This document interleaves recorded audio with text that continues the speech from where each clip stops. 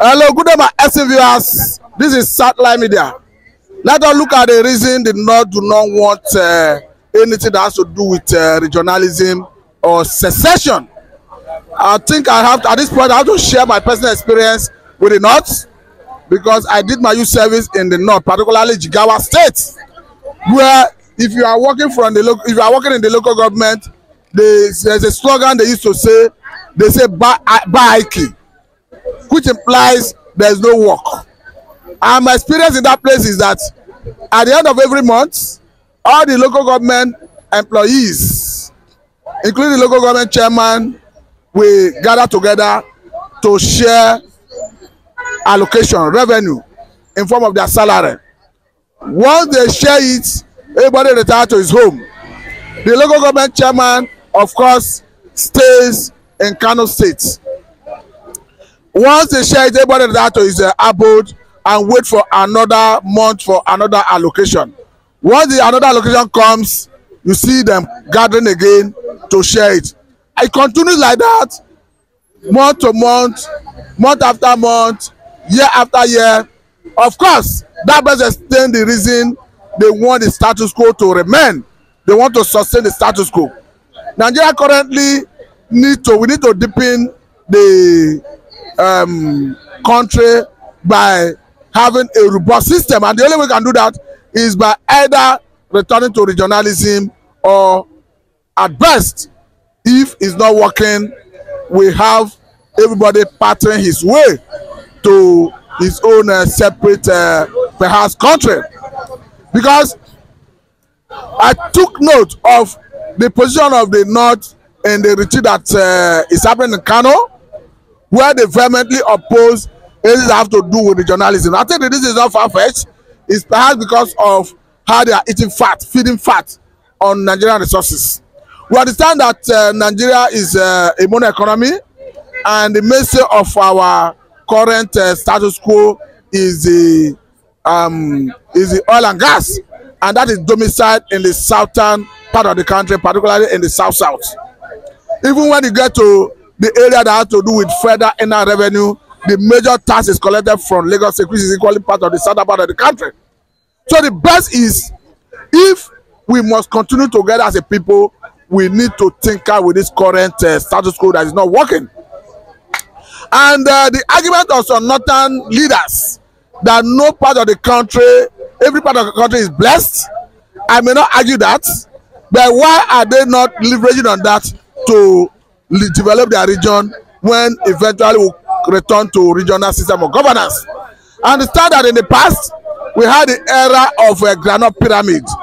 That is when agriculture was the mainstay of Nigerian economy. We had the era where the southwestern part of the country majored in cocoa cultivation production.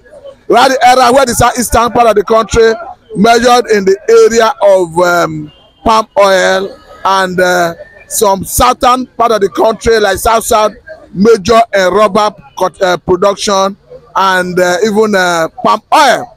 So for me, if you go to solid mineral, you equally agree with me that a good number of states from the north have solid mineral. We are talking about thorium. We are talking about solid mineral like gold. We are talking about even uranium. So we have so much and no more resources in almost every part of the country. So why is it that the North will not want to leverage on those solid mineral to develop their region if we are to return to regionalism?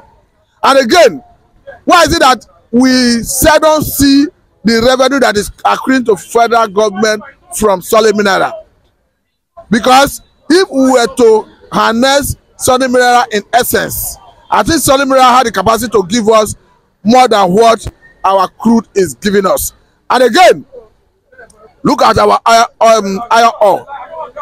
Who say we cannot, areas where you have the deposit of iron ore cannot leverage on it to develop their region when we return to regionalism? So the question is, why are I on crude oil? Why is it that nobody wants to tinker with the idea of thinking out of the box and developing the solid mineral in their environment to bring development to their area and bring the revenue or tax to the center. Now let me quickly say this, that until we change the current status quo, Nigeria is not likely going to work, because as we speak today, our political class are leveraging on the current system to reach themselves at the expense of generality of Nigerians. So if we must grab the capacity to take leaders to account, to question them, we must return to regional system of governance. What we have currently is not working. We have had the likes of Adebanjo talking about the Afenifere leader, spoke in that direction. We have had the likes of Folisabakoba talking about the former NBA chairman or president, spoke in that direction. We have had the likes of Mekayoko, the former Secretary General of Commonwealth, spoke in that direction. Of course, someone like Mekayoko, who have gotten the experience of about 52 countries, having worked at that level, should be in a position to advise Nigerians on the best way out of it quagmire. And his own submission, he has made abundantly clear that if Nigeria, with the plural nature it found itself, based on the plurality of Nigeria, that the best bet is to return to regionalism. He gave an example of a country like Sudan that could not sustain its entity as one because of the plurality nature of that country, and they ended up volcanizing. And the only way you can sustain Nigeria if you don't want to volcanize is to ensure that you go by way of changing the status quo. To change the status quo is to return to regional system of governance. And the concern that the North is always quick to lay claim to, that this is the grand norm. You can call it grand norm, but it was imposed on Nigerians. There was never a time the Nigerian people came together to say we wanted to make a constitution that will make it a people's-oriented constitution. So if we must continue living together in harmony, in peace, it must be true people's-oriented constitution.